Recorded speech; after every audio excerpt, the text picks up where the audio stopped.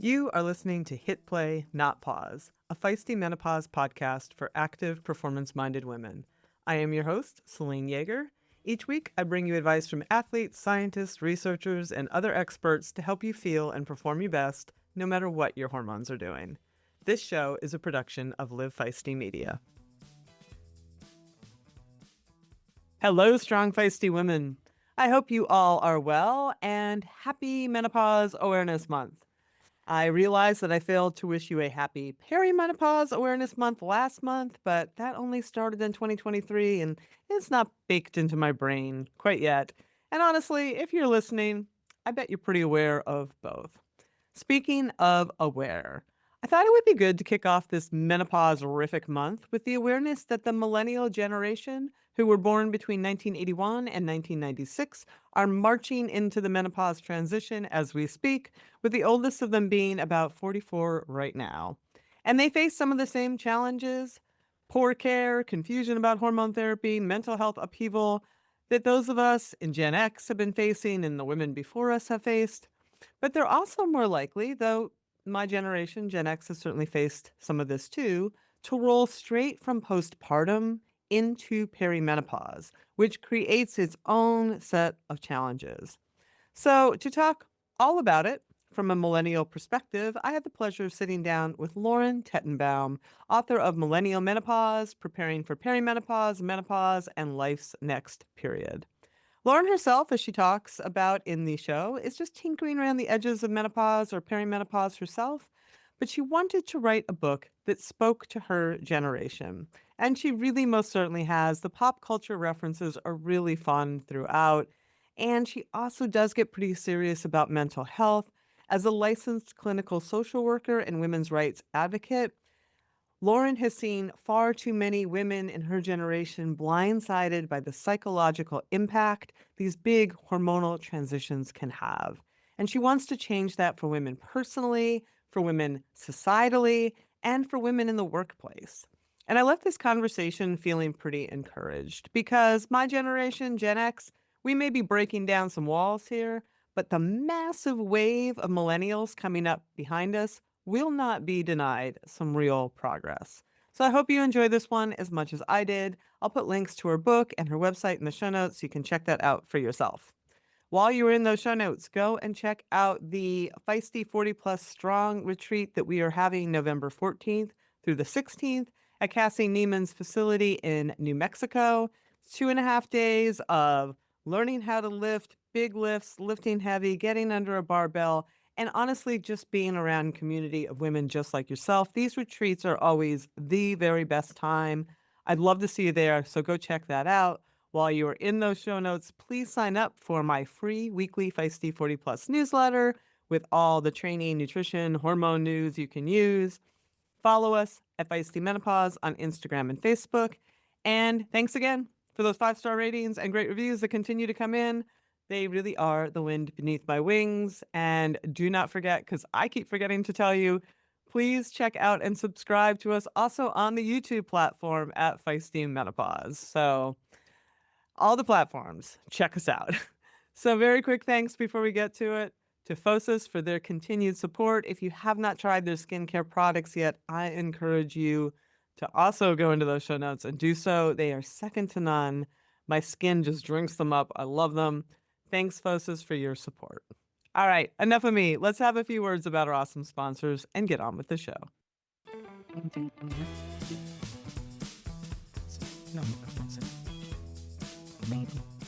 All right, Lauren, welcome to the show. Your book, Millennial Menopause, I think, is the first of its kind. So congratulations. Thank you. There it is.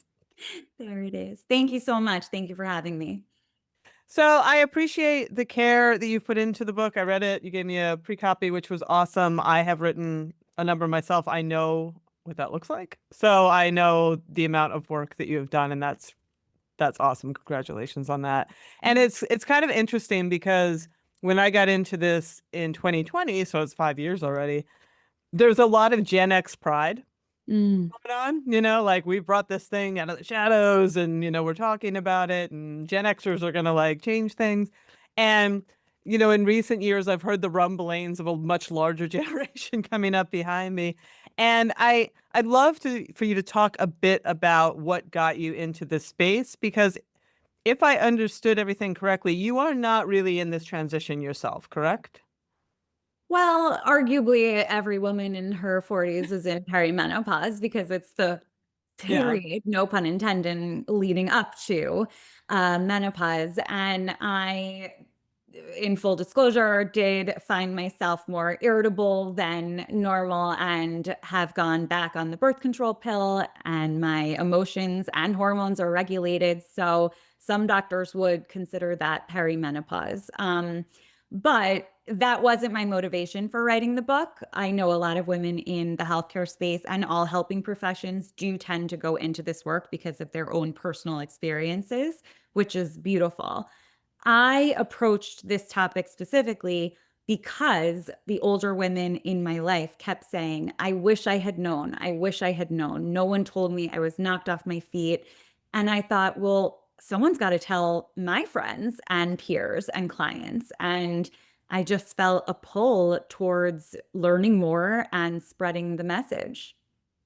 And you tell a story in your book about going to a conference where you were the youngest one in the room? Yes, it was a women's networking event, and I went to the breakout session with Ann Fullenwider, who is the co-founder of Alloy, which is a digital healthcare platform for Yep. midlife women. And in that room, there were 30-ish women in the room who kept saying things like that they wish they had been told. Their own doctors didn't know anything. They were suffering in silence. And it sparked this fire in me that I felt compelled to learn as much as possible about what was coming next. I found it interesting that even though in my silo, in my world, I feel like the menopause conversation went from 0 to 60 pretty quickly over the past 5 years that I've been in this space again. Mm. And it does make me wonder if the information that I feel has saturated me is a product of algorithms in our world, right? Like, so I'm curious because you even share how 120 women, I think you said you surveyed for the book, still felt it was a bit of a black box, even though I feel like literally, man, I'm saturated, I'm drowning in it. So did you not see it in your world, in your Instagram or your TikTok, wherever you are? Was it not there? And I'm wondering once you started this, if it's now everywhere. Yes. So I am very much a geriatric millennial, meaning I'm not on TikTok. Yeah. um, and Instagram and Facebook I still use, but there was nothing about menopause on there. And my friends now send me links to things popping up on their feeds about perimenopause, but it's few and far between. And I think that social media can be a sort of echo chamber. So you and I, yes, we are seeing it all the time and getting fed accounts that we don't even follow, et cetera. But and I sometimes feel that I think, oh, well, doesn't everyone coming to my event already know everything I'm going to say? And I see immediately that they don't. And doctors still don't know. And I Hmm. have conversations with really brilliant, well trained providers who weren't taught anything. And that's still very much happening. And so we need to broaden our conversations.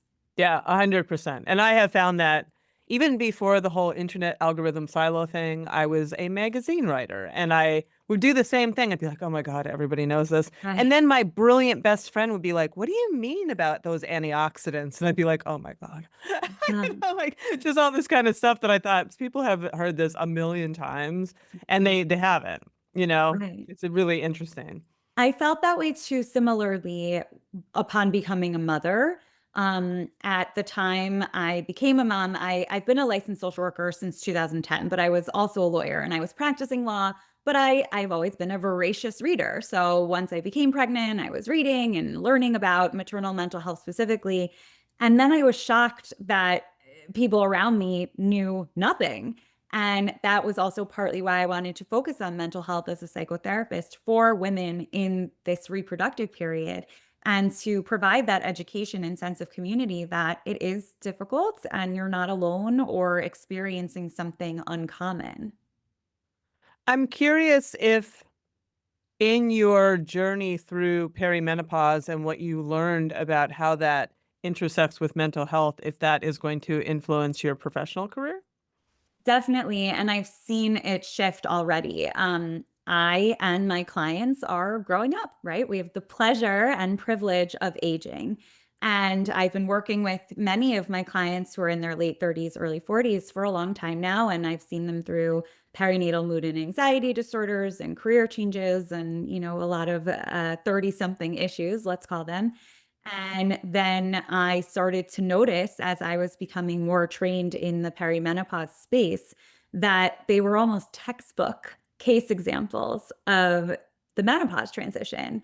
And I'm so happy that I'm able to point that out to them, refer them to the right medical providers, and just give them information because they also, much like I was, a year and a half ago, they were very much in the dark about this. And their previous doctors didn't tell them anything and dismissed them when they raised it, etc. So, yes, I am working a lot now with women who are going through it.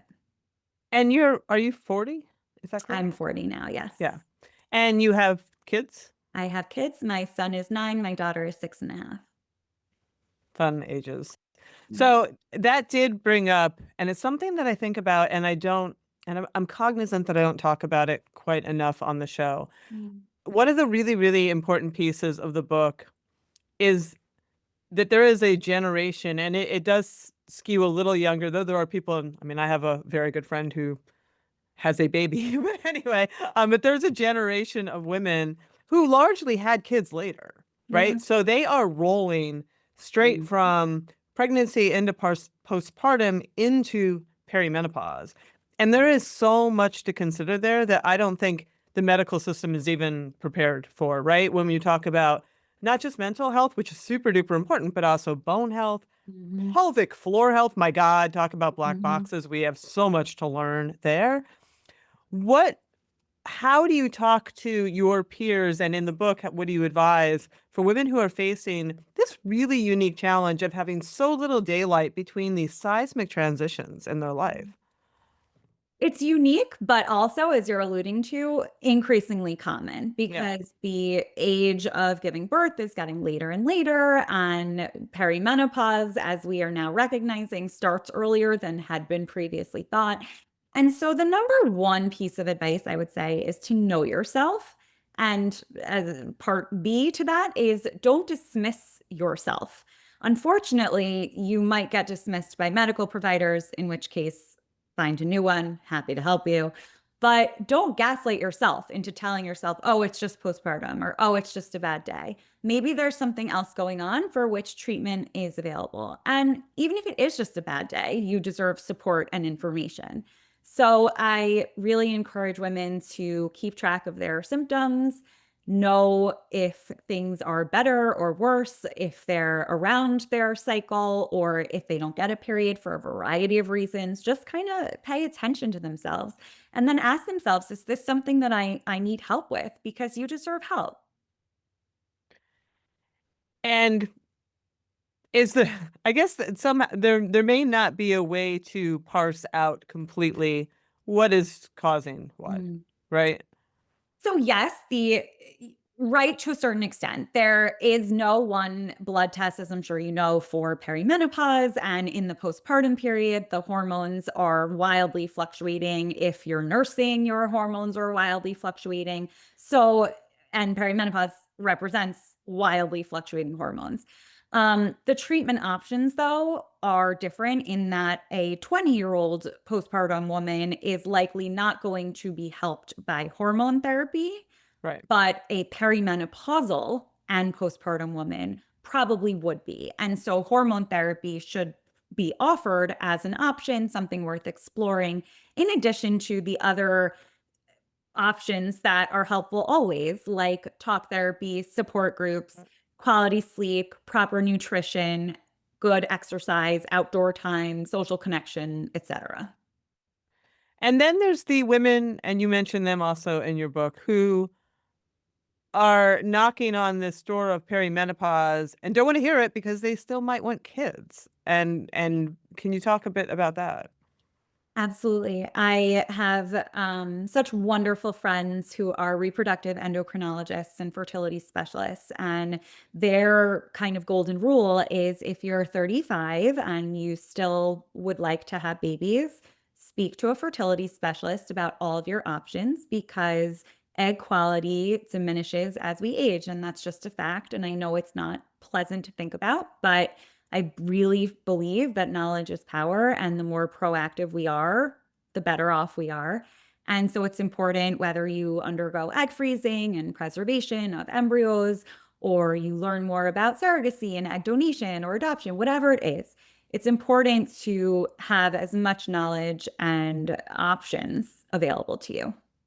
Yeah, yeah. We have a one of the women who I have on the show frequently is a reproductive endocrinologist Mhm. and talks all about that as well. That was something that was barely spoken about, in my generation, but it's become increasingly more common. To the point where you have corporations sometimes offering this benefit, right? Like a health Mhm. benefit. And I mean, I hope that that increases because it is really expensive. And Hmm. this is a burden that too often only falls on a woman, whether she is single or partnered. And I hope that we see more access to these options for everybody. Yeah, I would agree with that. Throughout the book, there's an undertone of, look, I don't want to freak you out, give you any more anxiety, but this is, what might be coming. And I find that in my own work, I run into people who are like, I am terrified, but that's not my job. I'm trying to do here. I'm not trying to make you feel that way. But I am curious if you yourself feel freaked out or have senses of dread, or if you did before, or where your mental state is now. I feel empowered, and I have heard the same from my early readers. And I think if one also feels a sense of dread, that that is understandable. Look, I mean, I said earlier, aging is a privilege, and I do believe that, but it can be hard to get older. And it can be hard to have our body not behaving the way we want it to, or the way it used to, or looking the way we want it to, or how it used to. So I don't want to paint this picture of, oh, don't worry about it. It's more of if shit gets hard, and excuse my language. That's fine. You can say whatever you want here. Okay, good. So, if shit gets hard, you're not alone. You're not imagining it. And here's where to go for help, right? And I say this to my therapy clients as well. Our goal is not to get rid of anxiety, sadness, frustration, because you're not a robot. You're a human being. And we have those emotions for a reason. So you're going to have tough times, but our goal is to better manage them and to know that we can manage them with support. And it's the same thing for menopause symptoms, right? It might get tough, but you're not alone. So I understand that you regularly practice yoga and you do bar and you play tennis. We have a very active audience. As you know, that's sort Yeah. of the genesis of this whole show. After researching the book, you have found yourself wading in the world of strength training, or so I hear. Can you talk a little bit about how you have adjusted your own active life in light of what you have come to understand? Absolutely. So I did not know too much about strength training. And I mean, that is one of the primary behavioral strategies that every expert of the 4 dozen experts mentioned. And osteoporosis runs in my family, Mm. and I am not a science person, frankly. So learning about the ways that bones and muscles interact was so interesting and fascinating to me. And I work out with multiple trainers depending on my schedule. And I often also work out with friends because I think that's a really beautiful way to connect and motivate each other. And it's absolutely a priority. No ifs, ands, or buts. I am now strength training regularly. Do you like it? I do. I'm not lifting super heavy yet, but we are working our way. Yeah, So. no, I think as an endurance athlete, I always tried to like not do it. I just didn't, it wasn't my thing. And it's still, if I'm very, very honest, and I am on the show, I do not strength train because I love to strength train. Although I have taken a shine to it in that I like how I feel when I'm done with it. But Mm, it has become an incredible means to an end as I have gotten older, and I can just like enjoy everything in life, including my sports, so much more. right. But I think it's important to mix it up. I have a dear friend who teaches yoga, and she has also incorporated light weights into her yoga classes, and that's really fun. And also, we know yoga and that kind of exercise is good for balance and agility. So I think movement is, as you know intimately, it's so important. And sometimes we do certain things because we quote unquote have to, but do whatever feels good for you and that you enjoy. That's important as well. If someone were to ask you what are like 3 to 5 main steps that you have taken personally to be perimenopause prepared, what would you say? Read my book, number one, which gives this answer in depth, Yeah. as you know. Um, Start talking about it. It's a natural part of life. It's nothing to be ashamed of. It's something that we should be talking about with men, with young people, with older people. Also learn lessons from the women who came before you, whether they're in your family or through social media. Let's go back to that, or through other forms of media. Prioritize your sleep. That is so, so key. Prioritize your mental health. And again, really know yourself, because if something feels different or uncomfortable, you don't have to suffer through it. It is not an inevitable part of life the way menopause is, and help is available. And what of those things yourself do you feel like after you did this whole book and you learned all this stuff, what what hit home most for you? To find the right provider who knows what they're talking about. Because unfortunately, an entire generation of medical providers really missed out on any kind of training. And I was struck by how little, even the most brilliant of my own friends and colleagues, how little they knew. And it wasn't their faults. But while I very much trust and appreciate my doctors, I would say you can't, take everything that your doctor says as gospel and not question, especially if they're dismissing you or telling you there are no options. So I think it's incredibly important to find the right people who can take care of your health. And it's also okay if they say things like, well, I'm not sure, but I'll look into it for you, or I'll refer you out. And it's been really wonderful, personally and professionally, to connect with the right provider. So I'm always happy to give out referrals and point people in the right direction.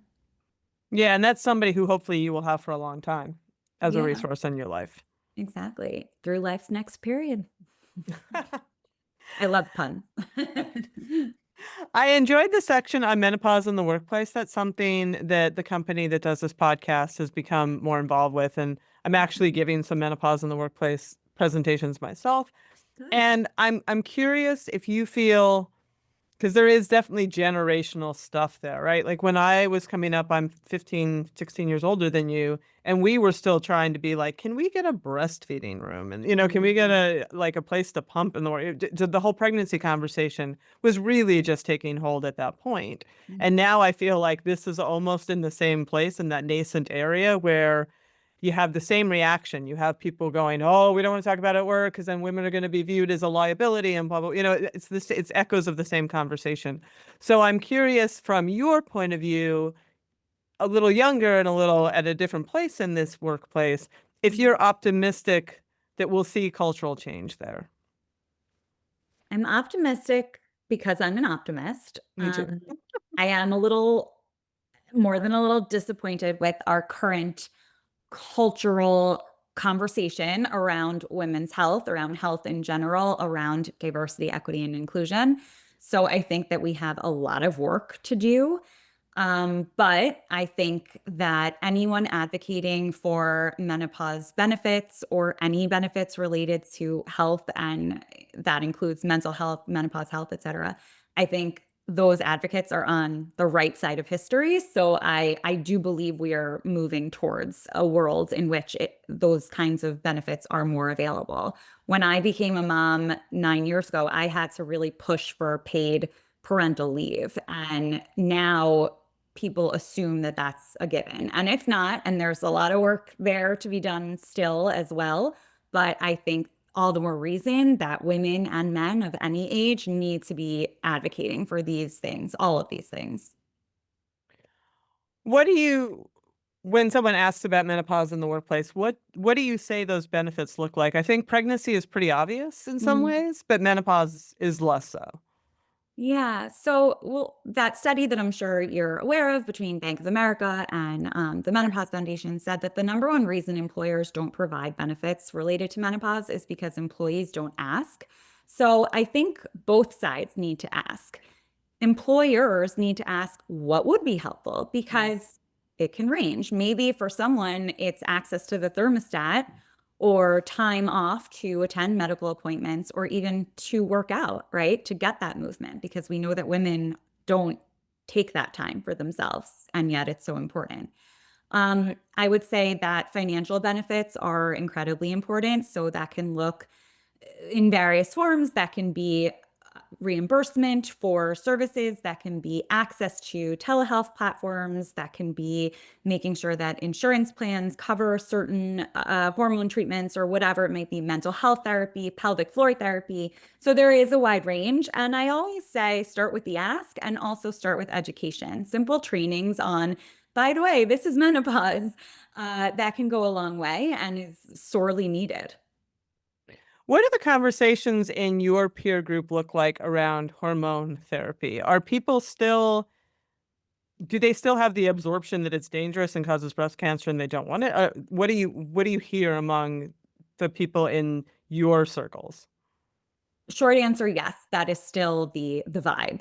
When Mhm. I set out to write this book last summer, a year ago, I sent a survey to hundreds of friends, acquaintances, etc. And I said, "What do you want to know?"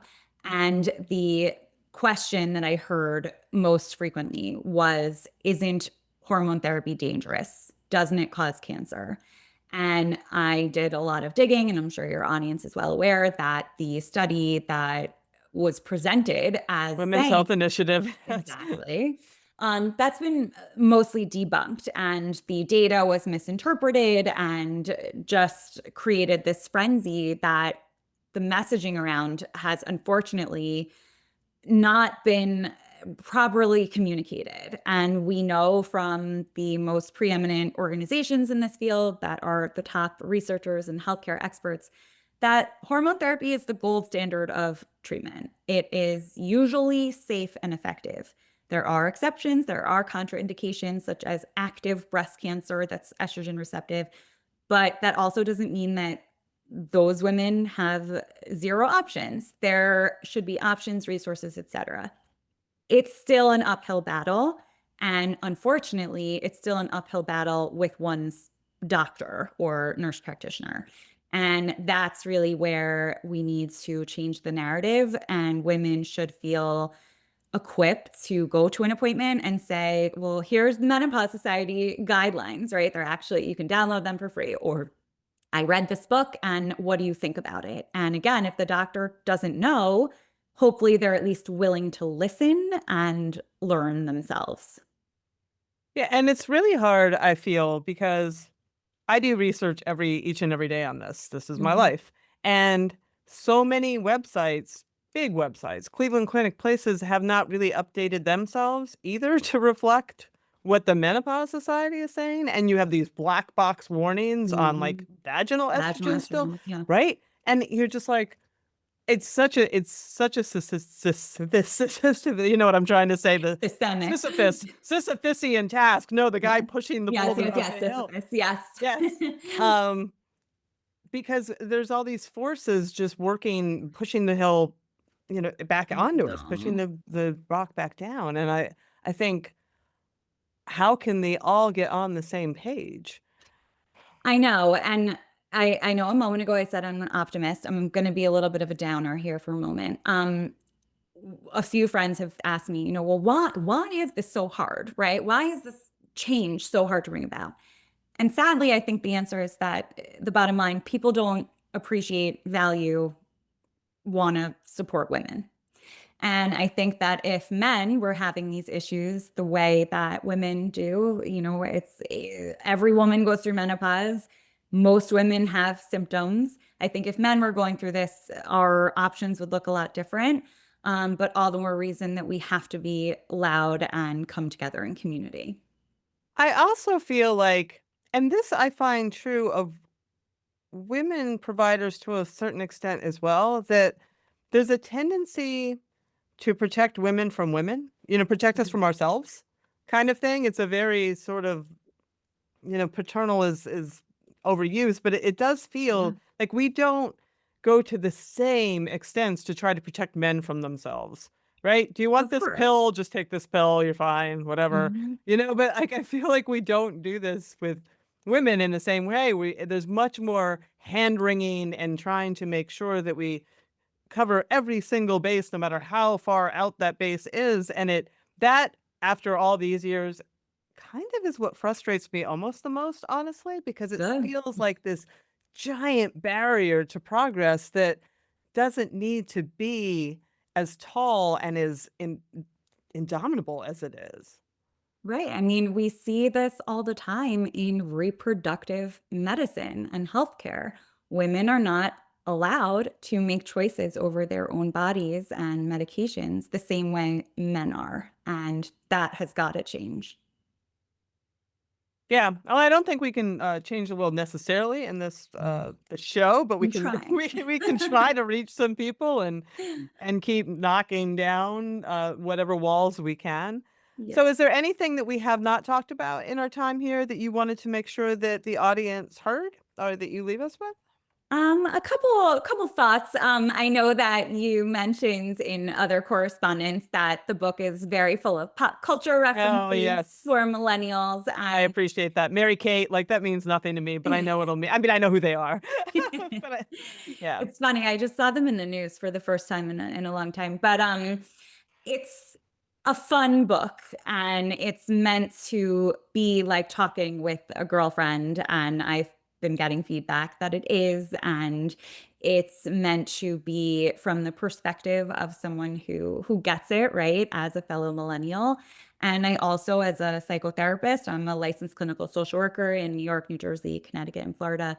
I talk a lot about mental health. I was surprised to learn how much of a volatile period perimenopause can be. It's actually the time of a woman's life that she is most at risk of suicidal ideation and mood disorders. And that was something that never came up in my training.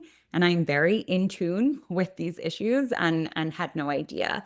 So I just want to reiterate that if it's happening to you and you don't feel good, it could be because your job's stressful and your kids are moving out and the world is can be scary. It could be perimenopause in addition or the alternative. Whatever it is, you deserve support.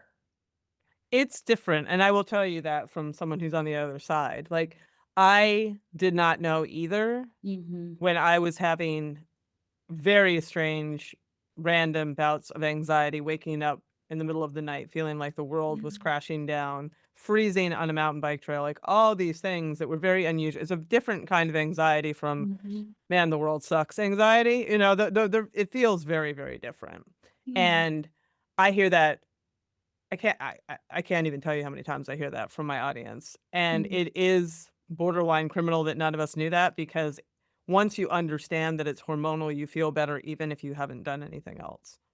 Exactly. You feel less alone and you feel like, okay, it's happening to me. It's not my fault and I can get help. I've spoken to women who went to psych wards and emergency rooms and thought about hurting themselves, and it should not be the norm. The norm should be let's talk about it, let's help each other out, let's get access to the proper care. We used to just giving women tranquilizers, for God's Mhm. sakes. I mean, I think about my own grandparents, my grandmothers, and that generation, and that we said it we give them sedatives. Mhm. I know. And yeah, that's really the point of the book. It's whatever route you take when it comes to making yourself feel better, that's your choice. But know that you have choices and don't be afraid to talk about what's going on with you and what you're doing to help yourself. Oh yeah, I'm not anti, to be clear, sedative or Mm, antidepressant. But when it was just like, oh, the mhm. women are sad, let's give them whatever, when we're Right. not even counting that they're in this big change of their lives. So It's it was to shut them up, really. Mm. So Yes, yes, it was. So there's not much about postmenopause in that book, which is completely reasonable because that's not what the book is about. But as someone on the other side, I will say that there's a lot there's a lot that's good about it. So, well, and that I reflect that as well. I'm not sure if you got to the end, but I I did. did. Yeah. Oh, good. Thank you. I note that every woman that I spoke to that's postmenopause really did say it gets better. Not only the cognitive functioning and the brain fog lifted and the mood symptoms stopped, but the sense of confidence in knowing who you are, in not giving, a Yep. crap about the things that you used to, in being more comfortable in your own skin. That really resonated with me. So I think it's awesome and beautiful. And the journey there can be, a little rough, but when we're in it together and talking about it, I hope to make it more of an opportunity. Well, I appreciate you for writing the book. I appreciate you sharing it here, and best of luck with it. Thank you. Thank you so much.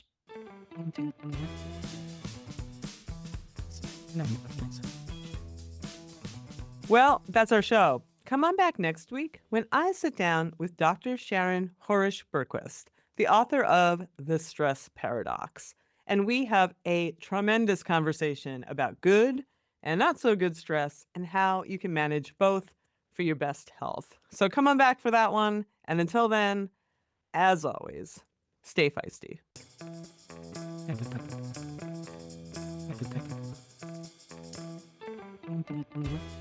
You've been listening to Hit Play, Not Pause, a feisty menopause podcast for active, performance minded women. I'm your host, Celine Yeager. The show is edited and produced by the strong, talented, and amazing women at Live Feisty Media. Follow us on social media at Feisty Menopause. And please help us spread the word. Screenshot and share this episode on your social media channels with the tag at Feisty Menopause. Share the show with your friends. And please subscribe, like, review, and rate this show wherever you get your podcasts. Word of mouth and good reviews make it easier for other listeners to find. Thanks for listening, and as always, stay feisty.